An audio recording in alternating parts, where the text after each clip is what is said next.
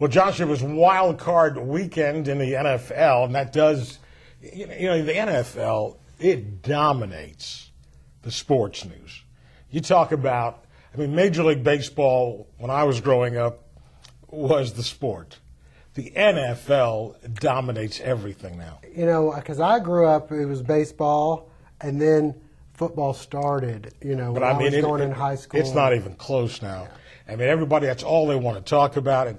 And again, the way they've marketed it, everybody knows the elite teams. And basically, of the 3 of the 4 playoff games, the defenses of the 3 winning teams were the big difference. Even in the rematches, certainly the Jets, did it with their defense and let Sanchez. By the way, did you see his post? That was pretty cute. He did a zing on Pete Carroll. Yeah. Well, to me, it seemed the teams that went in with a little momentum were the teams that did well. Baltimore had some momentum, and the Patriots kind of stumbled in, after they lost that game, which should worry you with the Colts. But then you had the Jets had some momentum.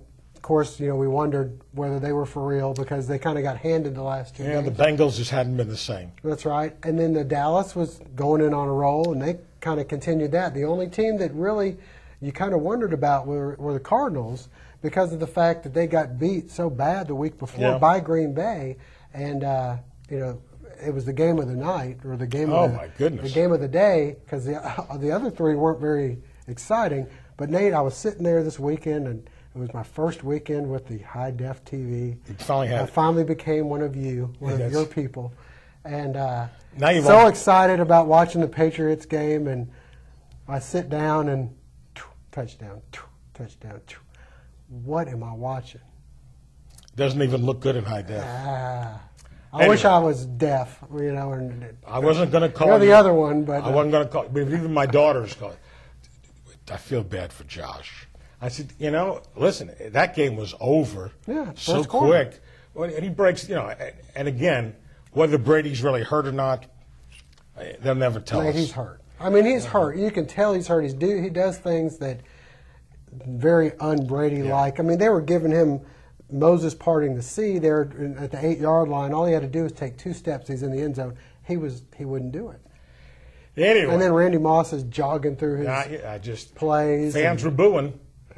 And Brady, I heard Brady say that they had every right to boo the way we played. Yeah. And so the teams move on. By the way, it's who's the hottest team. Up until 2 weeks ago, it looked like the Philadelphia Eagles were the hottest team in the NFC. Right. Their season's over. Right now, the Dallas Cowboys look to be the hottest team. They go into Minnesota. Won their first playoff game since got that off 96. Right. Yeah. So they go to Minnesota now. We'll see. Arizona has to go to New Orleans.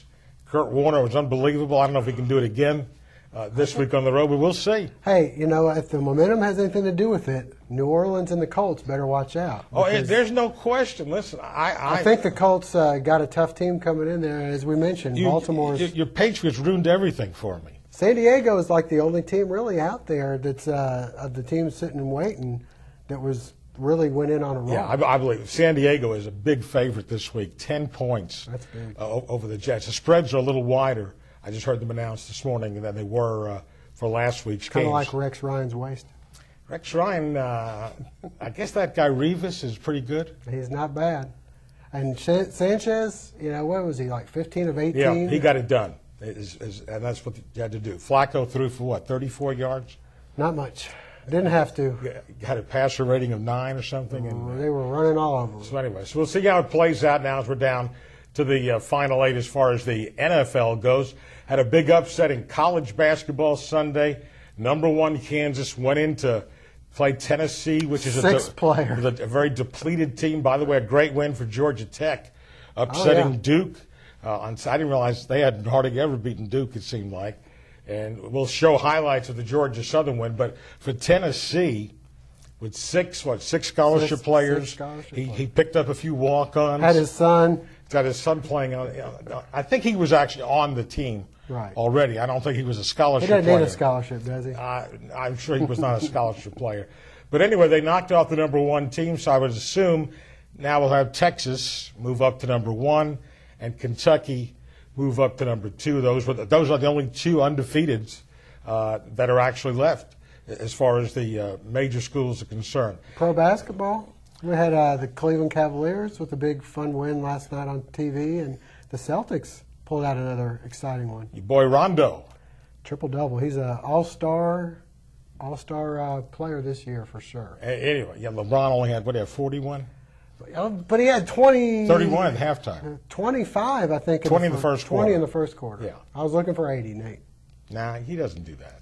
No. He's a team guy, right? They've all of a sudden they play into new players now. Jamario Moon is hurt. Anthony Parker. But no, they got down Jawan Williams, who wasn't even on the roster, I didn't think. By the way, I know Jawan Howard. He's still playing. He's still playing. Who knew that? But I had bad news for you. When I talked to Joe Tate the other day, Kobe Carl. Kobe Carl, the white guy on the end of the bench, is gone? Oh, no. Sorry about that. All right, we'll have high school highlights coming up next on Upon Further Review.